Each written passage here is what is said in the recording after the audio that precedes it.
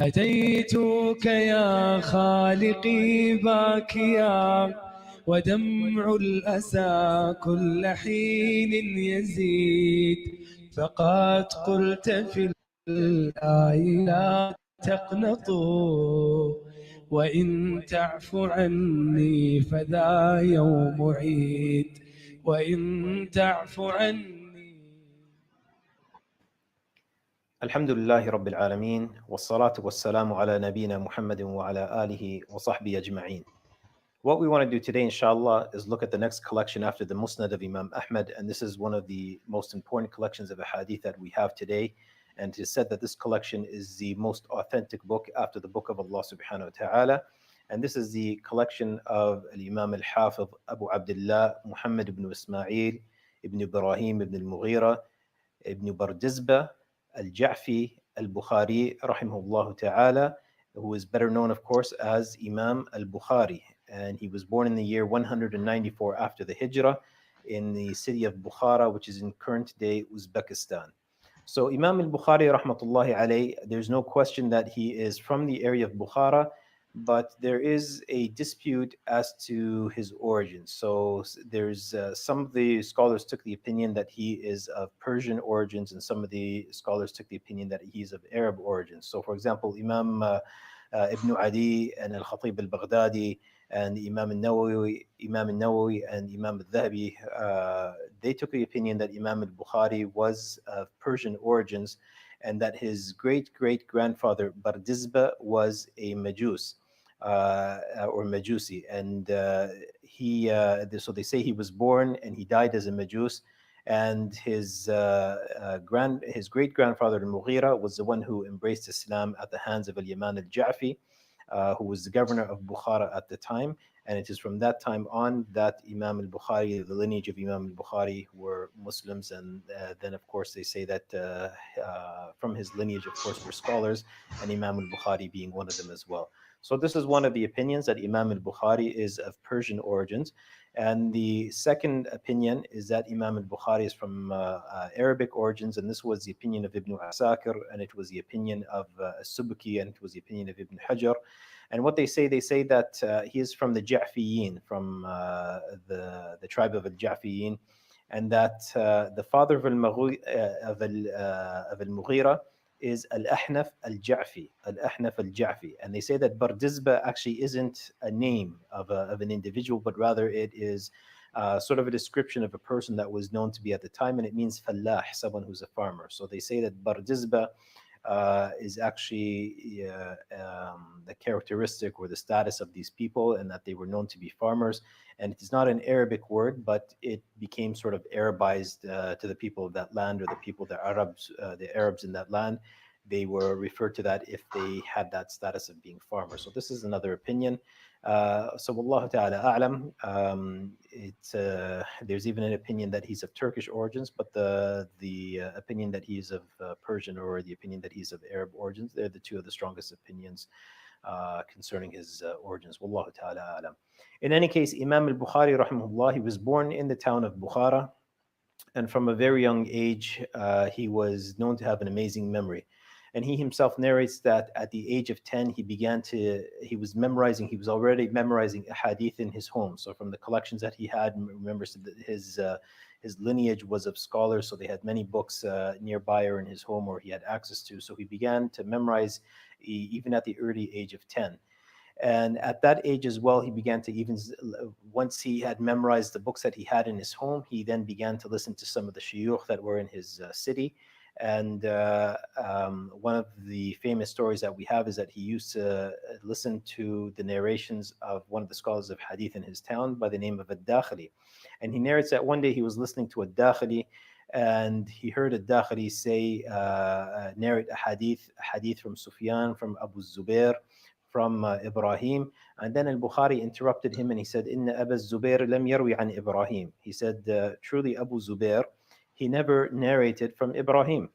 And Ad-Dakhili began to yell at him or rebuke him at the time, and basically, how dare you interrupt me, or how dare you correct me. And al-Bukhari simply said to him, Irja' ila al-asl, go back to the origins and look at and see for yourself. So Dakhili did this. He went back to his home, And he looked at the books and he found out that truly Abu Zubair never narrated from Ibrahim. So he came back to Imam al-Bukhari and he said, كيف هو يا غلام? So how should the narration go, or how should the isnad go? This is a chain. So he said, how should it go, O young boy? And Imam al-Bukhari said, who was Zubair ibn Adi and Ibrahim. So the mistake is simple. Al-Dakhili, when he narrated, he said, Abu Zubair narrated this from Ibrahim, and Al-Bukhari corrected him and said, it's not Abu Zubair, it says Zubair ibn Adi, so another person, and he's the one that narrated from Ibrahim. So he narrates this hadith from Ibrahim. And Al-Dakhili took the pen of Imam al-Bukhari and he corrected this and he said, Sadaqta. And so you can see how even at this early age, Imam al-Bukhari was not even just memorizing a hadith, but he knew the chains and he knew the narrators, who narrated from whom, who heard from whom. So even at that tender young age, Imam al-Bukhari had this. And in fact, Imam al-Bukhari was asked, he said, Ibn Kam kunta hina radadta alayh. How old were you when you corrected him? And al-Bukhari said, Ibn ihda ashra sana. That I was 11 years old. So Imam al-Bukhari at that age, he was already, you can see the knowledge that he had, to the point that he not only knows a hadith, but he knows the narrators of a hadith and he knew the chains of a hadith. By the age of 16, Imam al-Bukhari rahimahullah said that he had memorized the books of Waqi' ibn al-Jarrah and he had memorized the books of Abdullah ibn al-Mubarak. And it was also at this time that he went to perform Hajj with his mother and his brother. So they went to the city of Mecca to perform Hajj. And Imam al-Bukhari, he remained in Mecca when his mother and brother went back to Bukhara. So he wanted to remain in Mecca to learn from the scholars there. And he was doing so, listening to the scholars. But even, at the age of 18, so this is 2 years later now, Imam al-Bukhari rahimahullah ta'ala was already compiling cases of the Sahaba and the Tabi'een. So judgments that we have from the Sahaba and the Tabi'een when it came to certain things, he was already compiling a book like this. And it was also at this age that he completed the book of At-Tariq. And this is a very actually important book for muhaddithin, because Imam al-Bukhari rahimahullah ta'ala, what he did is it's sort of like a very mini biography of some of the people that we find in the chains, so some of the rijal, the men that we find in the chains. And it's not a detailed biography about them, but he gives a small excerpt about them. Sometimes he'll make a judgment about them, whether they're trustworthy, whether they're people who aren't relied upon, who they narrated from. So it's a very short excerpt about some of the men. But Imam al-Bukhari completed this in the city of Al-Medina by the grave of the Prophet sallallahu alaihi wasallam. And in it, he spoke about 3,651 people in his tariq. And of course, there's 3 books of tariq: Al-Tariq al-Kabir, Al-Tariq al-Awsat, and Al-Tariq al-Saghir by Imam al-Bukhari rahimahullah ta'ala. And then from that point forward, Imam al-Bukhari began to travel to different places to seek knowledge. And he himself said that, he went to different places of Hijaz, and he went to Iraq, and he went to Asham, and he went to Egypt. He went to Asham and Egypt, he went twice. He went to Basra 4 times, and he went to Kufa and Baghdad so many times that some narrations say he can't even recall how many times he went there. Another narration say that, or there's another narration from him that he went to Baghdad 8 times, and each time he went there, he sat with Imam Ahmad ibn Hanbal, rahmatullahi alayh. So now we can see a connection between Imam al-Bukhari and one of his shuyukh, Imam Ahmad, who was the last person that we spoke about. And Imam al-Bukhari even went to Naysapur, so he was going to, which is in Khorasan, which we spoke about a few lessons ago. So he was going to different places to learn from the mashayikh of these areas, and the number of shuyukh that Imam al-Bukhari had are so great that we can't even recount all of them. But Imam al-Bukhari, he gives us an idea, and he says, كتبت عن ألف شيخ وأكثر. I wrote from 1,000 shuyukh and more. And he said, وعن كل واحد منهم عشرة آلاف وأكثر. And from each one of them, I wrote 10,000 ahadith or more. And he also says, ما عندي حديث إلا أذكر إسناده. He says, I don't have a single hadith except that I've mentioned the isnad of that hadith, or I've recorded the isnad of that hadith. So we can see that here he himself, he says that I wrote from about 1,000 shuyukh or more. From each of these mashayikh, I wrote 10,000 hadith or more. And there's not a single hadith that I have except that I've also recorded the isnad of this hadith. And in another narration, Imam al-Bukhari rahimahullah ta'ala, he says, كتبت عن 1080 رجلا. I wrote from 1,080 men, ليس فيهم إلا صاحب حديث. There's not a single one amongst them except that he's a bearer of hadith. And he says, كانوا يقولون الإيمان قول وعمل يزيد وينقص. And each one of them used to say that Iman is statements and its actions, and it increases and it decreases. So the significance of this statement here is that we can see that very early on, the scholars were refuting an aqidah that existed at that time, and this is the aqidah of the murji'ah. And the murji'ah are those who believe that iman is something that is only in the heart and it's not affected by actions. So just so they can say that if someone does an action that would constitute kufr, they would say this does not take him out of the fold of Islam because he has iman in his heart. And Imam al-Bukhari, this statement of his shows that from 1,080 of the mashayikh that he wrote from a hadith at that time. So of course we know that Imam Ahmed was one of his mashayikh, Ali ibn al-Madini was one of his mashayikh, and we'll speak about more, but you can see that these mashayikh, every single companion of hadith that he used to write from would say that iman is not just what's in the heart, but it constitutes actions and it constitutes statements as well. So he's refuting this bid'ah of the murji'ah even from even from early on. Now, amongst the other shuyukh that Imam al-Bukhari narrated from, there are some of the well-known ones. We'll mention some of the ones that we've kind of discussed already. And Abdullah ibn Zubair al-Humaydi, we discussed his musnad earlier on. And he is one of the mashayikh of Imam al-Bukhari rahmatullahi alayh. And he was, of course, we mentioned when we spoke about al-Humaydi, he was one of the students of Sufyan ibn Uyayna. So al-Bukhari, when he narrates from Abdullah ibn Zubair, who narrates from Sufyan ibn Uyayna, and others, of course. But he is one of the mashayikh that Imam al-Bukhari narrated quite a bit from, and included a number of his ahadith in his collection that we're going to speak about in a moment. And then Yahya ibn Ma'in and Ali ibn al-Madini were also amongst the mashayikh of Imam al-Bukhari.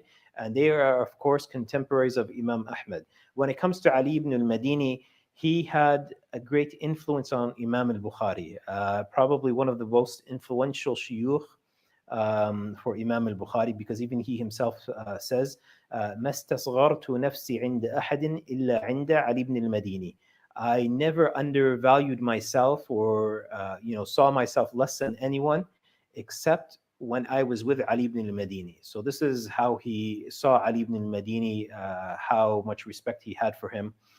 And from his other mashayikh, of course, were Abu Bakr ibn Abi Shayba, who we spoke about his musannaf in a couple lessons ago, and Ishaq ibn Rahawayh, and we spoke about the musnad of Ishaq ibn Rahawayh. And of course, all of these are contemporaries of Imam Ahmed. They were around each other during the same time. So these are some of the mashayikh that he had. As for the students of Imam al-Bukhari, then same thing when it comes to, just as, we can't really recount all the shuyukh he had. When it comes to the students of Imam al-Bukhari, it's difficult to do that as well, because thousands of people would come and they would listen to Imam al-Bukhari, rahimahullah ta'ala. And of course, he became renowned for his knowledge. But some of the students who we might know or we have heard of is, of course, Imam Muslim ibn al-Hajjaj, and we're going to speak about him in our next lesson, inshallah. But Imam Muslim is one of the students of Imam al-Bukhari. And you have Abu Zur'a al-Razi and Abu Hatim al-Razi. Imam al-Tirmidhi was one of the most famous students of Imam al-Bukhari. We'll speak about his Jami' a little bit later on. And then, of course, you have Ibn Khuzaymah, who's the author of Saheehs, and Abu al-Qasim al-Baghawi, who is the author of the books of the Sunan. So you can see some of the famous scholars of hadith, some of the famous scholars of hadith that we know, they were students of Imam al-Bukhari. There's a difference of opinion about whether Imam al-Nasa'i is one of the students of Imam al-Bukhari. And I know many books and even some sites mention him being a student of Imam al-Bukhari, wallahu ta'ala alam. It seems that he was not a student of Imam al-Bukhari, because in his book of the shuyukh, where he mentions his shuyukh, he does not mention Imam al-Bukhari. And if we look at his Sunan, there's not a single narration that he narrated from Imam al-Bukhari. And others, there is a Bukhari, but it is not Muhammad ibn Ismail al-Bukhari. So there is a Bukhari that he mentions, and this might be the what caused some of the confusion. It is not Muhammad ibn Ismail al-Bukhari, the author of the collection that we're going to speak about. Um, I just wanted to mention something quickly here as well. There's a famous story that when Imam al-Bukhari came to Baghdad, the scholars of Baghdad knew that he was coming, and they put a test forward to him, and they took 100 hadith and they mixed the chain and the isnad of that hadith. And when that Imam al-Bukhari came, each one of 100 of the different 100 sheikh, each one narrated a different hadith with the isnad and the chain mixed up. And every time Imam al-Bukhari heard it, he said, "I don't know this." So they were, they kind of felt that he wasn't anyone as special as the people said that he was. And then afterwards, Imam al-Bukhari went to each one. He says, "As for your hadith, this is the isnad, like this is how it is." So he corrected each one of them. Wallahu ta'ala alam, this does not seem to be an authentic narration. So I just wanted to mention that here. And there's a lot that we can speak about him, of course, but this is, we're actually meant to be speaking about his collection, but we have to give a little bit of background about the author of the book itself. As for the book that we want to speak about, then this Imam al-Bukhari was actually the first scholar to write a book or compile a book of only Sahih ahadith. All the books that we've discussed so far, they included authentic ahadith. None of them stipulated that I'm only including Sahih ahadith. So this is the first collection we have. Imam al-Bukhari takes it upon himself to put a collection of only authentic narrations. And how did he come to this? It was actually during a gathering when Ishaq ibn Rahawayh, he mentioned that some people said, لو جمعتم كتابا مختصرا لسنن النبي صلى الله عليه وسلم. If only someone would gather or compile a condensed book or a summarized book about the sunan of the Prophet sallallahu alaihi wasallam. So Imam al-Bukhari, after hearing this, he says, فَوَقَعَ ذَلِكَ فِي قَلْبِي فَأَخَذْتُ فِي جَمْعِ هَذَا الْكِتَابِ. So this fell upon my heart, and I took it upon myself to now start compiling this book. And this book is called, or he called it, Al-Jami' Al-Musnad Al-Sahih Al-Mukhtasar min Umuri Rasulillah sallallahu alayhi wa sallam wa sunanihi wa ayyamihi. It's not a short title by any means, but he calls it Al-Jami' Al-Musnad Al-Sahih. We know what a musnad is. We spoke about musnad, but musnad has two different meanings. But basically, what it's meant here is that they have a chain, like a musnad narration means. It's a chain that has a narration from the one who's narrating it, all the way to the one who the hadith is being reported from. Al-Sahih, of course, meaning he's stipulating that the hadith are sahih. And al-mukhtasar means it's condensed. It's not meant to be something that's lengthy. From the affairs of the Prophet sallallahu alaihi wasallam, and from his sunan, and from his days. Now, he began by, and of course we know this book as Sahih al-Bukhari. The summarized name that we have is Sahih al-Bukhari, but Imam al-Bukhari called it a jami'. What a jami' is, we've discussed what a musannaf is, and we've discussed what a musnad is. A jami' is basically, it's similar to a musannaf. We said that the musannafat, like the musannaf of Ibn Abi Shayba and musannaf of Abdul Razzaq, then they're arranged according to fiqh chapters. So you have a fiqh chapter, and the hadith are under that chapter, but within it they include narrations from tabi'een and the opinions of tabi'een, and the opinions of the Sahaba, and of course some narrations of the Prophet sallallahu alaihi wasallam. But they deal mainly with fiqh matters. Al-Jami' is more inclusive than this. It includes more. So not only does it have matters of fiqh, but it has matters of aqidah, and it has matters. So again, it's like marfu' narrations, like narrations of the Prophet sallallahu alaihi wasallam, or from the Prophet sallallahu alaihi wasallam, and from the Sahaba. It does have sometimes some opinions of the tabi'een, but not within the main collection. We'll speak about that shortly in a moment. But so you have matters of aqeed in there, and you have a hadith having to do with tafsir of the Quran, and you have a hadith having to do with maghazi, with the battles, and you have a hadith having to do with fada'il, the virtues of the Prophet ﷺ, or virtues of the Sahaba, and you have a hadith having to do with fitan, and you have the trials, and you have a hadith having to do with the end of days. So it's more inclusive than what you would find in a musannaf, and it's still organized according to books. And within these books, you would have chapters. So, for example, you'd have Kitab al-Salat, the book of prayers. And then under that, you'd have different chapters that he would include the narrations under that. Now, this collection of Imam al-Bukhari, he himself says, صنفت الصحيح في 16 سنة وجعلته حجة فيما بيني وبين الله تعالى. He says that I composed the Sahih over the period of 16 years, and I made it an evidence between myself and Allah subhanahu wa ta'ala. So this shows you how much time he spent in putting together this book. He didn't rush to put through it like many people do today. They author hundreds of books like within a matter of a few years. Imam al-Bukhari took him 16 years to put together this one book. And he says, أخرجت هذا الكتاب من زهاء 600 ألف حديث. He said that I prepared this book from about 600,000 ahadith. So this shows you how much ahadith Imam al-Bukhari had collected himself over the years. And from these 600,000 ahadith that he collected, he put together this Sahih, and we'll speak about the numbers of ahadith in it.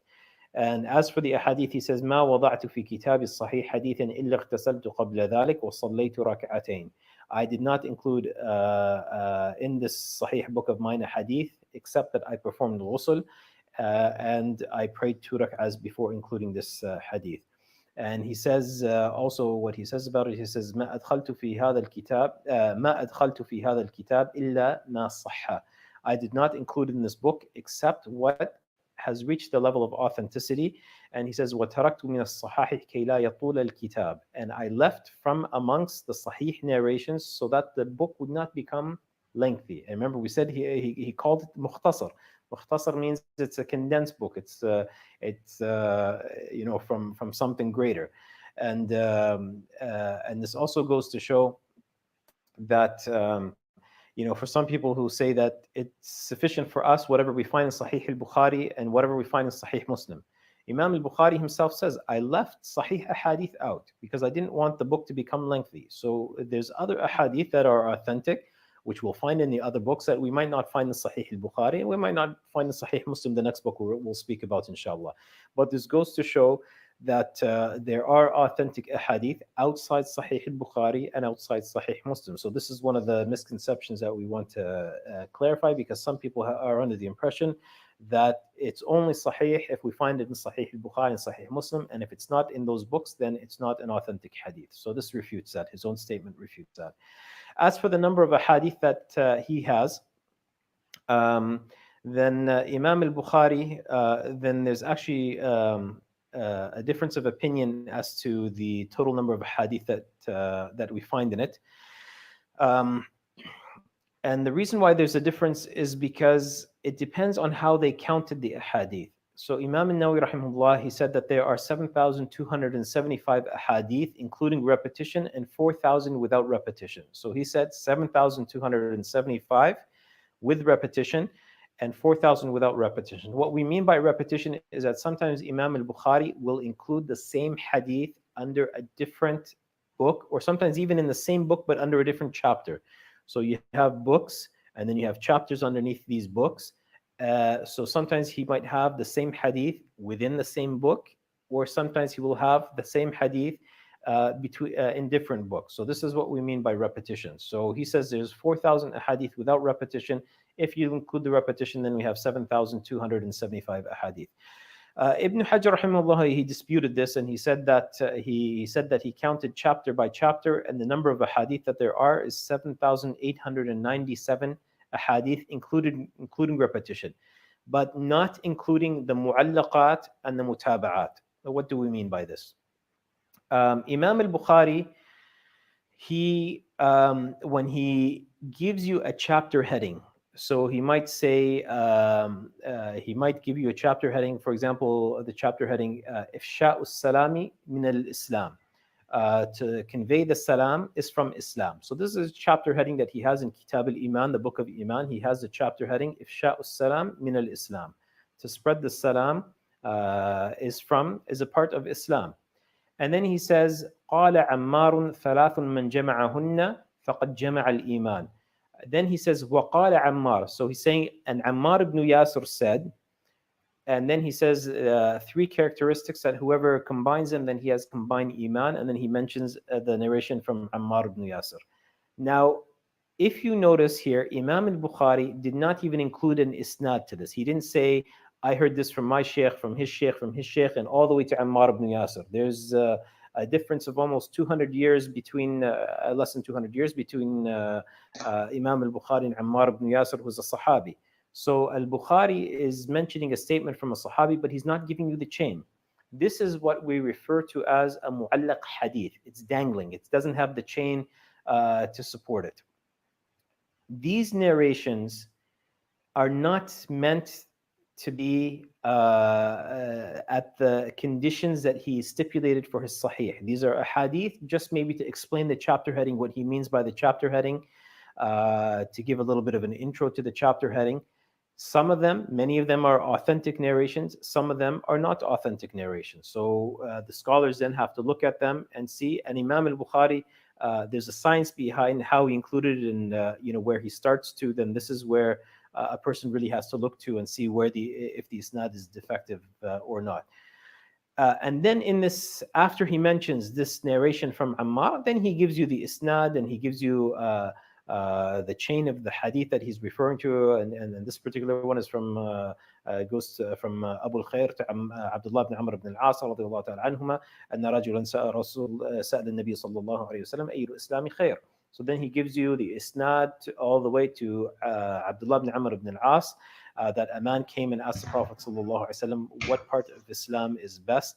And the Prophet sallallahu alaihi wasallam said, "It'am al-ta'ami," that you give food to the poor people. وَتَقْرَأُ السَّلَامَ عَلَى مَنْ عَرَفْتَ وَمَنْ لَمْ تَعْرَفْ, and you convey the salam to the one that you know and the one that you don't know. So this is the hadith.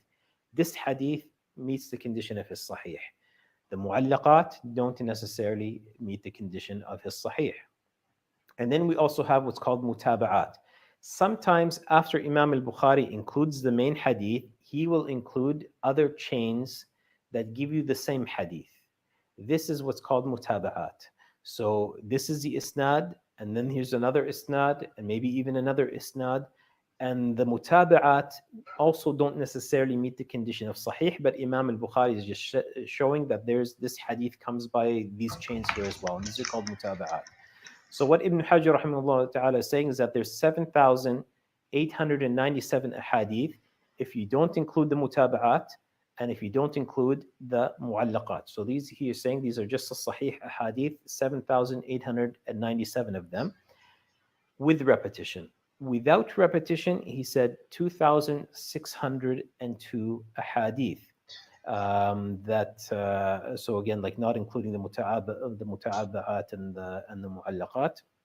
And then he says, if you do include these, but you don't include the mawquf narrations, meaning the narrations of the Sahaba and the maqtu' narrations, some narrations of the tabi'in, he says, if you do include mu'allaqat and you do include the mutaba'at, then you have 9,082 ahadith. And some of the electronic sites, they've numbered the hadith as 7,124. And if you might have an app like on your phone of Sahih al-Bukhari, then some of them have numbered the hadith as 7,563 hadith. Without really knowing the criteria for how they included the hadith, it's difficult to say. But Wallahu ta'ala a'lam, in any case, it's over about 7,500 or over that. If you take the number of Ibn Hajar, 7,897, and without repetition, 2,602 ahadith. So inshallah, with this we'll stop. We'll just mention that Imam al-Bukhari rahimahullah ta'ala, he died in the year 256 after the Hijrah. And in our next lesson, inshallah, we'll speak about the Sahih of Imam Muslim rahimahullah. Jazakumullahu khairan. Wassalamu alaikum wa rahmatullahi wa barakatuh.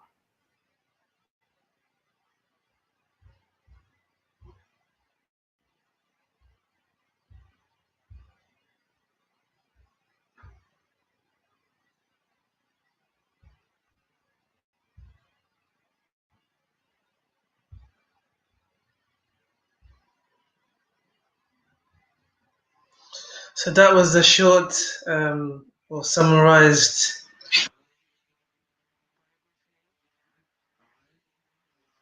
Sallallahu Alaihi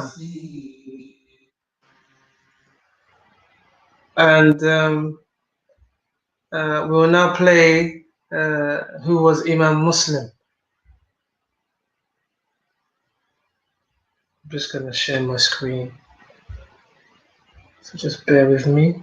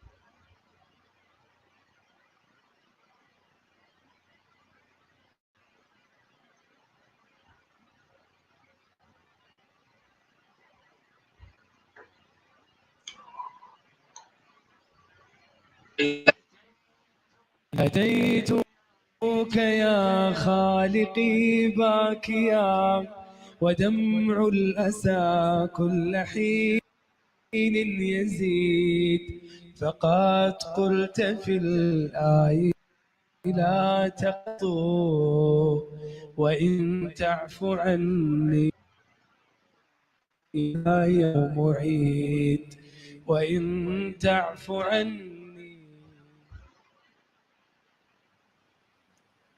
الحمد لله رب العالمين والصلاة والسلام على نبينا محمد وعلى آله وصحبه أجمعين.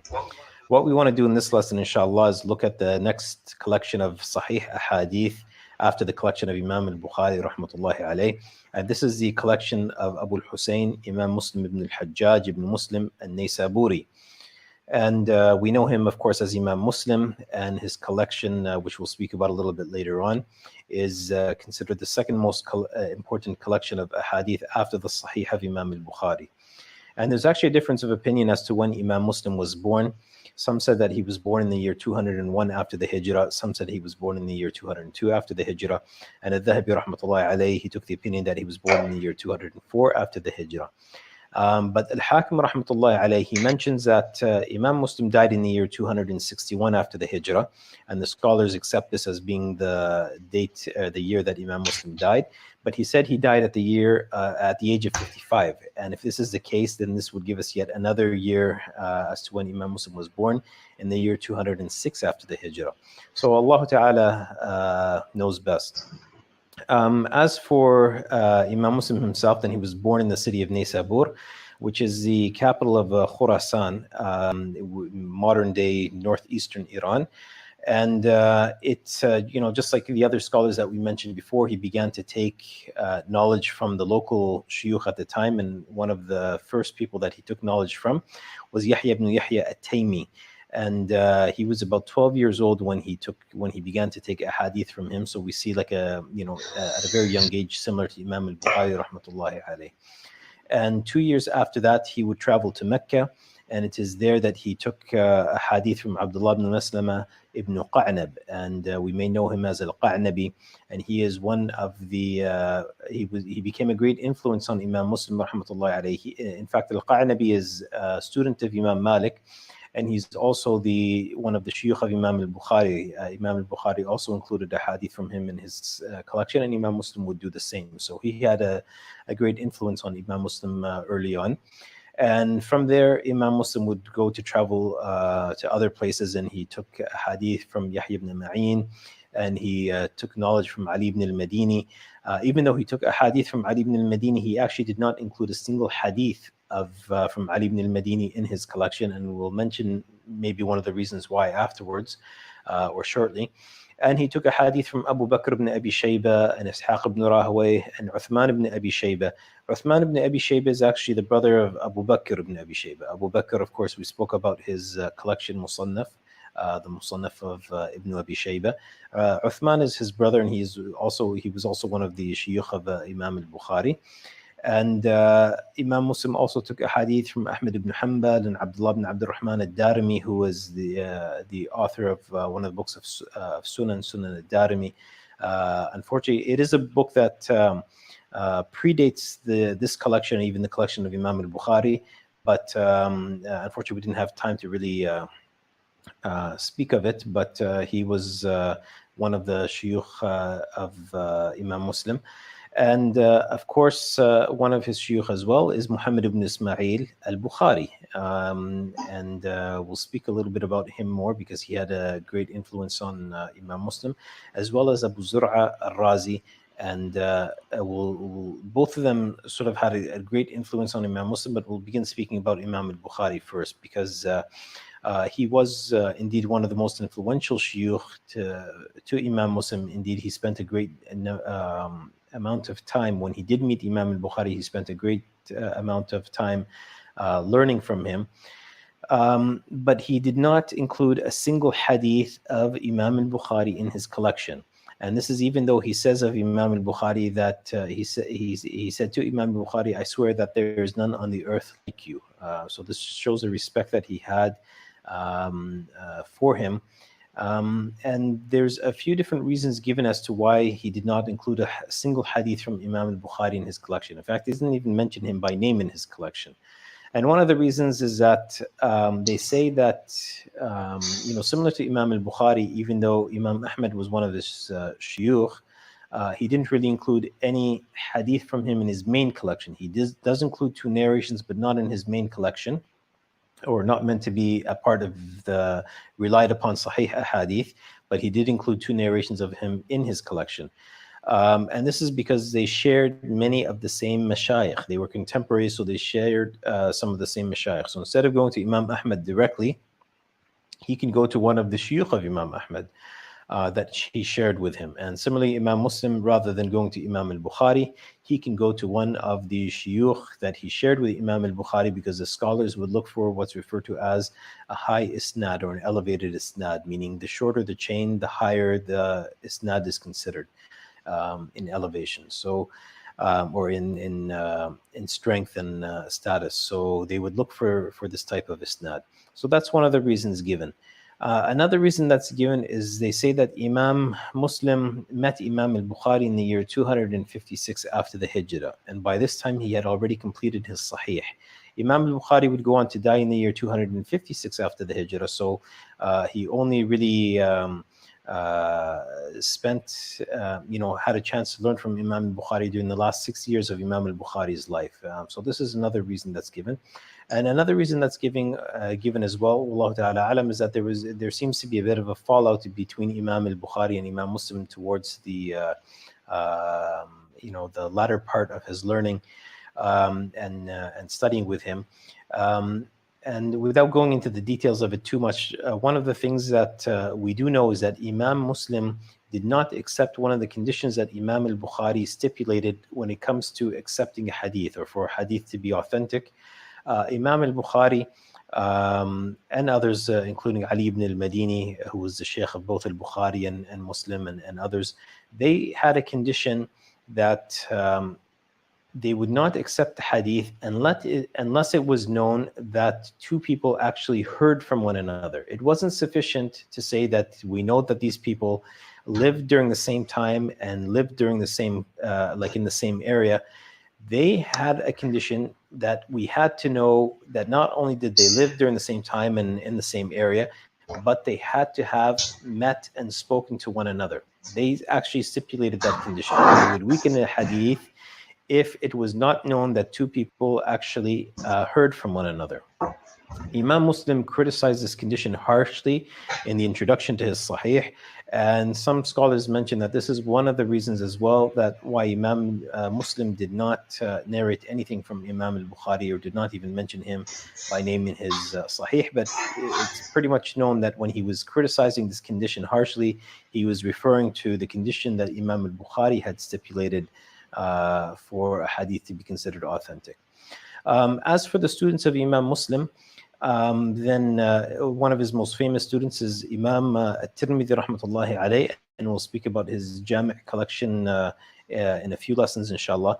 But Imam At-Tirmidhi, even though he was a student of Imam Muslim, he only included actually one hadith from him in his Jami'. So he actually narrated a hadith from Imam Muslim that he included in his Jami', but only one, whereas he does mention, he narrates from Imam al-Bukhari quite a bit in his Jami'. So we will discuss that, inshallah, when we discuss the Jami' of Imam al-Tirmidhi. Another one of his famous students is Abu Bakr ibn Khuzaymah. And he's an author of a Sahih collection that we'll speak about a little bit later on as well. Abu Awana, who's the author of Musnad Abi Awana, he is another student of Imam Muslim, as well as Abdurrahman ibn Abi Hatim. And Abdurrahman ibn Abi Hatim, his father is actually Abu Hatim al-Razi, one of the great muhaddithin. So his son, Abdurrahman ibn Abi Hatim, was actually a student of Imam Muslim as well. Now, Imam Muslim authored a number of books.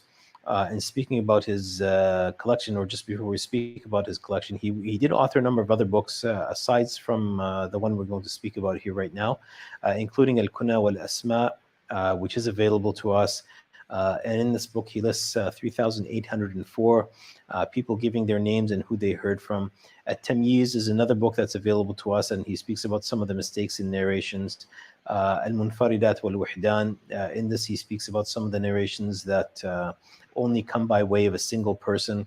And Imam Muslim also has a number of books that are lost to us today, and such as Awlad al-Sahaba, the children of Sahaba, al-Ikhwa wal-Akhawat, brothers and sisters, Awham al-Muhaddithin, the mistakes of the Muhaddithin, or narrators of Hadith, Mashayikh Malik and Mashayikh al-Thawri. These are other books that Imam Muslim had authored, but many of these books, or all these books, we only know of them because there's reference made to them being attributed to Imam Muslim, but actually these books are lost and we don't have them available to us anymore.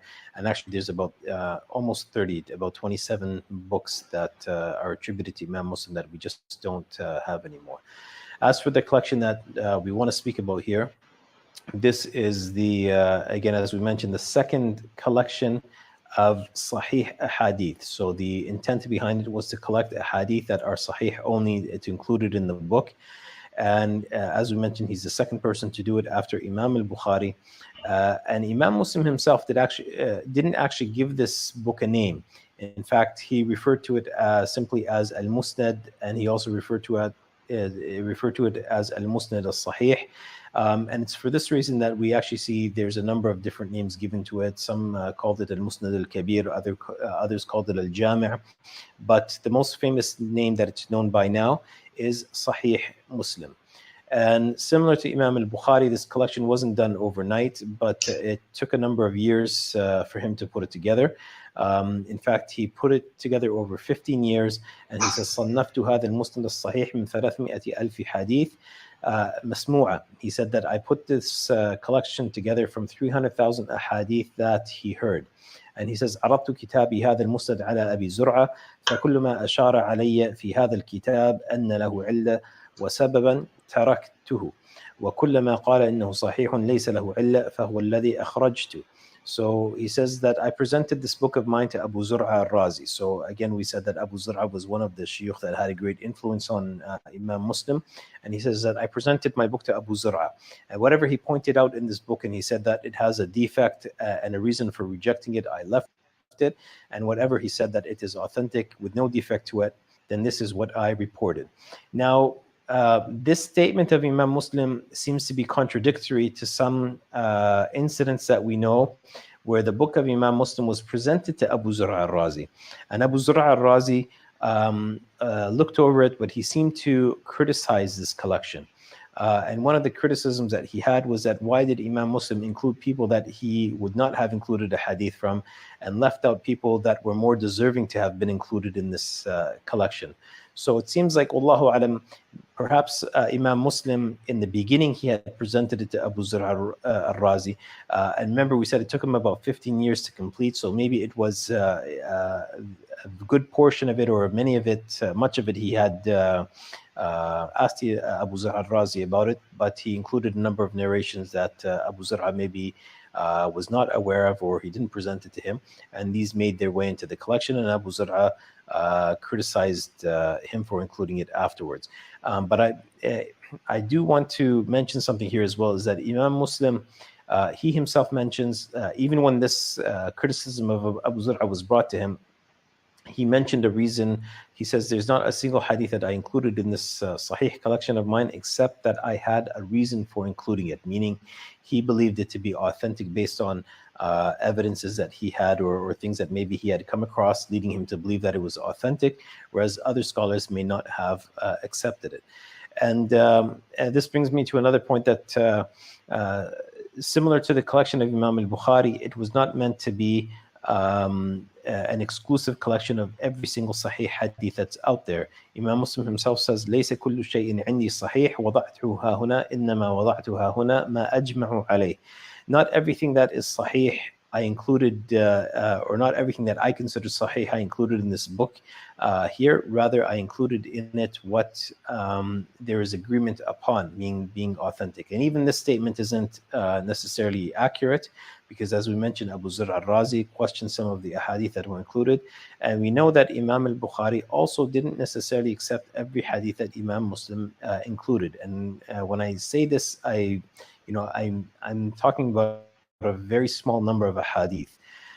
Not the entire collection, because as we mentioned, the scholars consider the Sahih of Imam Muslim to be the second most important collection of hadith after the Sahih of Imam Bukhari. So this is a great status that this book has with us, and without a doubt, the vast majority of hadith in his collection are Sahih hadith. As for the total number of ahadith, then it seems to be, some of the earlier scholars mentioned that there's 4,000 ahadith in it, and the scholars said that this is without repetition. If you include repetition, some mentioned that there's about 12,000 ahadith, but it seems like the closest number we have is that there's 3,033 ahadith without repetition. And if you include the repetition, then they are 5,770 ahadith. But this number does not include the shawahid and mutaba'at. Shawahid and mutaba'at, these are really supporting narrations. So Imam Muslim will include the main narration, and then he will include like supporting narrations that give the same meaning to the hadith. And this is one thing that I want to mention as well, is because, and this is why some people might say, well, this is a weak hadith. Why did Imam Muslim include it? This hadith, when we speak about the main hadith that Imam Muslim relied on, this is what I mean when I say the vast majority of them are authentic hadith that the scholars don't question, as he mentioned that they were agreed upon. But Imam Muslim sometimes includes a hadith under the main hadith, and these ahadith don't necessarily meet the same condition as he stipulated for the first hadith. So there could be weaknesses in these other hadith, similar to Imam al-Bukhari when he mentions the mutaba'at sometimes. The follow-up hadith that he uses just to show support for the main hadith. So this is and these shawahid and mutaba'at, then they number 1,615, and then plus we also have an additional 10 ahadith in the introduction of Imam Muslim, giving us a total of 7,395 ahadith. Wallahu a'lam. The last thing I just wanted to mention here is that the scholars, as I mentioned, they put the Sahih of Imam al-Bukhari above the Sahih of Imam Muslim, and rightly so. But if the two of them included a hadith in their Sahih, they agreed on a hadith, so Imam al-Bukhari included this hadith in his collection, and Imam Muslim included the same hadith in his collection, then this is what they refer to as being agreed upon, muttafaqun alayh, agreed upon. And if we have a hadith that's agreed upon, then this is the highest level of authenticity when we have when it comes to a hadith. And then usually the scholars, when they classify the really the level of authenticity, then they say that first is what is agreed upon, and then whatever Imam al-Bukhari singled out in narrating, and then whatever Imam Muslim singled out in narrating. So this is usually the latter that they use. And as I mentioned, not Imam al-Bukhari himself may not have accepted every hadith that Imam Muslim included in his Sahih, but as I mentioned, the vast majority of the hadith in Sahih Muslim are authentic, and the ones that maybe some scholars have questioned, then Imam Muslim had his own ijtihad for including it, and not every scholar is going to agree with everyone else. So these are scholars at a high level of understanding and ilm when it comes to the science of hadith, and they accepted some things that another scholar may not have accepted, and this is again between themselves, and these things can be discussed on their own when we get a little bit further into the sciences of hadith. As for Imam Muslim himself, then he died in the year 261 after the Hijrah. And with this, inshallah, we'll stop. And in our next lesson, we'll speak about the Sunan of Ibn Majah, rahmatullahi alayhi. Jazakumullahu khairan. Wassalamu alaikum wa rahmatullahi wa barakatuh.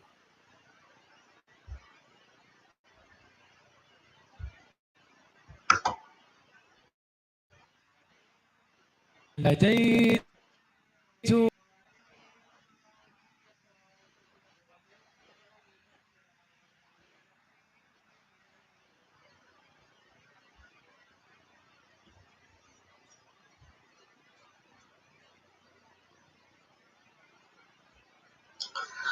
So I hope you all listening and those tuning in can take benefit about these two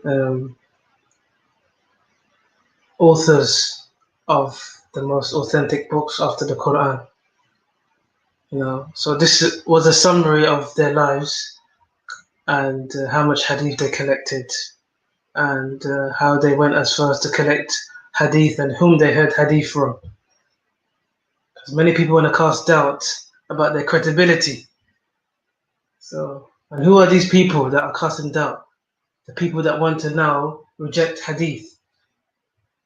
The people who completely disregard the sunnah and the hadith of the Prophet sallallahu alaihi wasallam. When we as Muslims follow the Quran and the sunnah together, we take them both together. Both are sources of the deen, sources of the sharia. And both is revelation. The Quran is Allah subhanahu wa ta'ala's words, and the Sunnah is what the Prophet Muhammad sallallahu alaihi wasallam he did, he said, or he consent. And hadith is what is reported that he did, he stated, and what he consent. You see? So I hope it clarifies any doubts or misconceptions that are out there, or confusions, because we've heard it from these kuffar who want to destroy the deen by casting doubt on the credibility, saying, oh, Imam Bukhari came 200 years. Yeah, he died 256 years after Hijr.